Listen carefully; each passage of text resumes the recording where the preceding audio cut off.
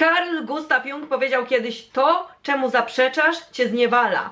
To, co akceptujesz natomiast, cię zmienia. Teoretycy wiecie doskonale, co to oznacza. Oglądacie teraz teorię BTS. Zaczynamy!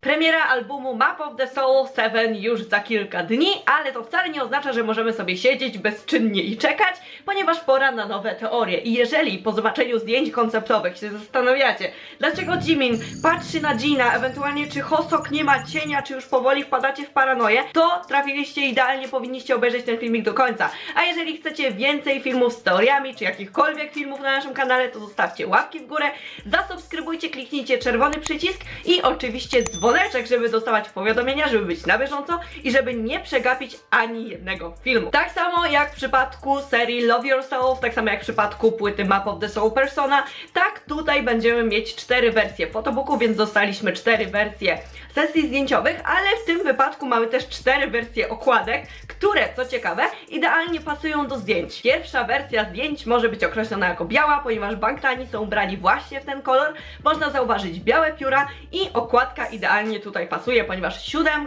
przypomina nam białego łabędzia. A trzeba pamiętać, że w mediach pojawiła się informacja o tym, że ta sesja, właśnie ta pierwsza konkretna wersja sesji obrazuje dążenie do doskonałości łabędzi. Na zdjęciach konceptowych pierwszej wersji widzimy członków BTS stojących lub siedzących nad czarną dziurą w bardzo starym, zniszczonym budynku, w zniszczonym pomieszczeniu i pierwszą myślą, którą ja miałam patrząc na to zdjęcie, był oczywiście związek persony z cieniem, białego łabędzia z czarnym. BTS jako te białe łabędzie stoją nad przepaścią, nad ciemnością na samej granicy i jeżeli wpadną do tej czarnej dziury, to ich cienie się uwolnią. I to jest dość oczywiste znaczenie i jestem pewna, że można je uznać w jakim stopniu za słuszne, ale biorąc pod uwagę fakt, że cały koncept opiera się na teorii Carla Junga, to postanowiłam pokopać głębiej w internecie, bo ta dziura na pewno nie znalazła się tam przypadkowo. I oczywiście, że nie, ponieważ w teoriach Junga wiele razy pojawia się określenie czarnej dziury jako nieświadomości ludzkiej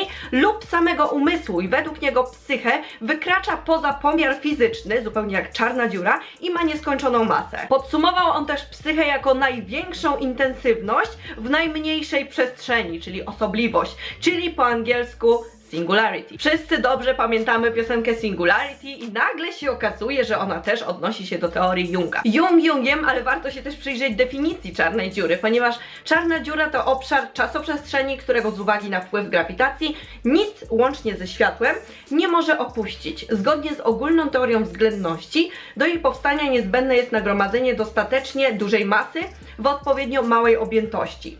Czarną dziurę otacza matematycznie zdefiniowana powierzchnia nazywana horyzontem zdarzeń, która wyznacza granicę bez powrotu. BTS na tym zdjęciu znajdują się na samej granicy. Ich horyzont zdarzeń to wszystko, co do tej pory się wydarzyło i będzie to odniesienie nie tylko do psychologii, nie tylko do akceptacji samego od siebie, ale też do historii wykreowanej przez Big Hit, którą widzieliśmy w teledyskach, o której czytamy w notkach, czy w komiksie Save Me, ponieważ w życiu każdego członka BTS w tej historii wykreowanej przez wytwórnię zdarzyło się coś, co odmieniło ich życie. Oni wpadli do tej czarnej dziury i stamtąd już nie ma powrotu. Jeżeli odpowiednio zagłębiliście się w notki, to wiecie, że to wszystko się idealnie łączy, ponieważ V przez wiele lat tolerował zachowanie swojego ojca, który używał przemocy w domu, aż w końcu w pewnym momencie nie wytrzymał i stracił nad sobą kontrolę i to widzimy w I Need You, w momencie, kiedy on dźgnął swojego ojca.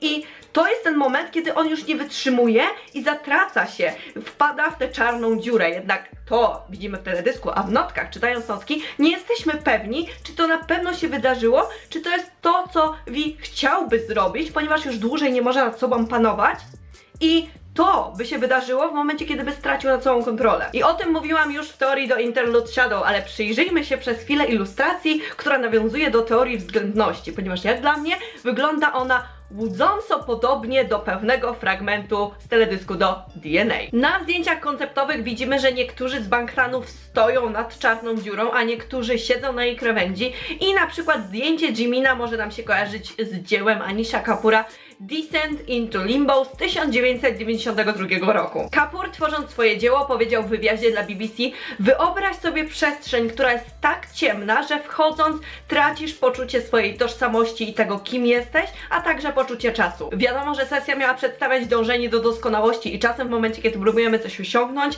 stać się kimś i dążymy do tej doskonałości, to posuwamy się do takich czynów i kroków, tracimy w końcu poczucie swojej własnej tożsamości, nie pamiętamy, kim byliśmy wcześniej, ponieważ wydaje nam się, że to, co widzimy teraz w lustrze, jest naszym prawdziwym ja, ale o tym mówiłam już wcześniej w teorii do Ego. Jimin stoi nad przepaścią, podobnie jak Suga i J-Hope, i wydawać by się mogło, że ta trójka nadal walczy, nie dali się pochłonąć przez cienie. W dodatku na ich zdjęciach widzimy pióra unoszące się wysoko w górze nad ziemią, które wyglądają, jakby wzlatywały, a nie spadały w otchłań. W dodatku też Jimin trzyma jedno z piór, jakby próbował zatrzymać je przed upadkiem w ciemność. W notkach Jimin, Suga i J-Hope to osoby, które tak naprawdę nie zrobiły niczego złego, ponieważ to im stała się krzywda. J-Hope'a porzuciła matka, mama Sugi zginęła w pożarze, a Jimin trafił do szpitala, ale do tej pory nie wiemy, co wydarzyło się w Arboretum, co sprawiło, że został hospitalizowany, chociaż jak sobie pomyślę, że Jungi się jednak podpalił, bajnidził,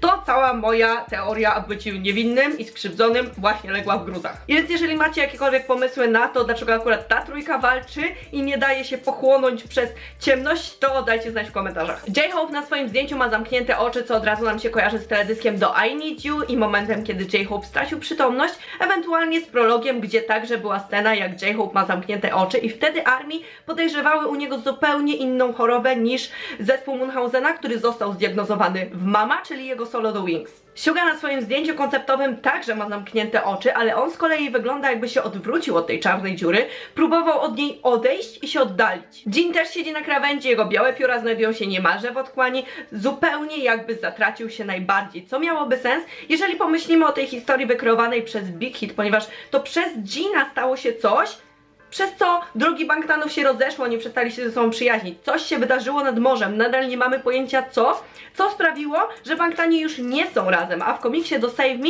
Jin próbuje cofnąć czas, żeby to wszystko naprawić, jednak wiemy, że pewne granice są nieprzekraczalne i nawet jeżeli naprawimy jedną rzecz, to za chwilę zepsuje się inna. Coś pójdzie nie tak. I nie ważcie się teraz nawet pomyśleć o tym, że Jin jako pierwszy idzie do wojska i przez niego drogi BTS się rozejdą, ponieważ to nie jest prawda. Nie wpadajmy w paranoję, w panikę i skupmy się na teoriach. Jungkook również siedzi na krawędzi, wypuszcza pióra z dłoni, co kojarzy mi się od razu ze sceną z Young Forever, jednak jego poza wskazuje na to, że jedną nogą przekroczył już granicę ciemności, ale nie dał się jeszcze w pełni pochłonąć. Namjoon to kolejny członek, który siedzi na krawędzi, jego pióra natomiast wzlatują najwyżej, oczywiście wśród tych Bangtanów, którzy siedzą, ale coś mi się tutaj nie zgadza, bo Namjoon tak naprawdę nigdy nie zrobił niczego złego. Jedyne co Namjoon zrobił, to pracował na stacji benzynowej i mieszkał w kontenerze. W drugiej wersji mamy już ewidentnie czarne łabędzie i wnętrze tej czarnej dziury, którą widzieliśmy na pierwszej wersji zdjęć konceptowych, ponieważ Bangtani są ubrani na czarno, mają czarne skrzydła i oczywiście siódemka, która znajduje się na okładce, przypomina czarnego łabędzia. Na zdjęciach poszczególnych członków widzimy dokładnie scenerię, w której się znajdują, która przypomina jaskinię, a oni stoją na kamiennych bloczkach otoczeni przez wodę. I biorąc pod uwagę fakt, że BTS bardzo często w swojej twórczości odnosi się do mitologii greckiej, to mi ta sceneria kojarzy się z Hadesem, czyli z krainą umarłych, oraz ze Styxem, czyli z rzeką, przez którą musiała przeprawić się każda dusza zmarłej osoby w momencie, kiedy chciała dostać się do krainy umarłych. Przez Styx przewoził Charon, natomiast zmarłych do Hadesu odprowadzał Hermes i obaj byli psychopompami, czyli istotami odpowiedzialnymi za odprowadzenie lub przenoszenie duszy zmarłego do świata pozagrobowego. Ale dlaczego ja o tym mówię? Otóż dlatego, że psychopompy miały czarne skrzydła, zupełnie jak BTS na swoich zdjęciach konceptowych, oraz terminu psychopomp używał Carl Jung. W psychologii Junga psychopomp jest pośrednikiem pomiędzy królestwem świadomości a nieświadomości i dla niego psychopomp był elementem łączącym ego z jaźnią. BTS wcielony w rolę psychopompów będzie albo pomagać nam połączyć nasze ego z jaźnią, albo będą naszymi pośrednikami pomiędzy świadomością i nieświadomością, ewentualnie to oni sami utknęli pomiędzy tymi dwoma światami. W drugiej wersji wszystkie zdjęcia wyglądają podobnie, ale Jungkook kuca i jego poza przypomina nam, a w sumie nawet wygląda niemalże niemalże identycznie jak poza posągu z Blood, Sweat and Tears. Natomiast Hosok jako jedyny stoi i patrzy ku górze, a nawet wyciąga rękę, jakby próbował wydostać się z tej otchłani. Warto też zwrócić uwagę na światło. Zdjęcie V wydaje się być najciemniejsze, jego twarz najmniej oświetlona, zupełnie jakby był najbardziej zatracony w mroku. Natomiast na zdjęciu Hyugi widzimy najwięcej dymu, co oczywiście może być odniesieniem do dymu wywołanego przez pożar. Trzecia wersja zdjęć wydaje się być dość prosta do interpretacji. Oczywiście okładka odpowiada kolorystycznie temu, co widzimy na zdjęciach. BTS siedzi przy stole i to od razu nam się kojarzy po pierwsze ze zdjęciami z persony, a po drugie ze sceną z Blood, Sweat and Tears,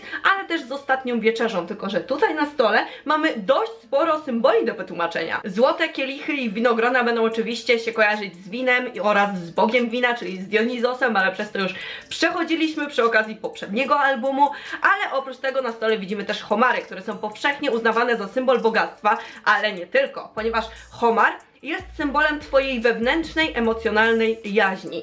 Symbol homara można przywołać, aby uspokoić burzliwe emocje, a w tym samym uzyskać lepszą równowagę w życiu. Czyli znowu mamy odniesienie do integracji persony z cieniem i białego łabędzia z czarnym. Na zdjęciu widać również lutnię i ona także ma swoje znaczenie, ponieważ za czasów Szekspira moc lutni i wpływ na ludzki umysł były postrzegane jako szczególnie silne, ze zdolnością do zmiany nastrojów i pasji, jednak ta moc była czasami uważana za niebezpieczną, ponieważ zachęcała do nienaturalnych zachowań. Kontrast między pięknem lutni a prostotą jej przypadku został również zastosowany przez Szekspira w celu odzwierciedlenia konfliktu pomiędzy wewnętrzną jaźnią a wizerunkiem publicznym, czyli znowu coś nam tutaj brzmi znajomo.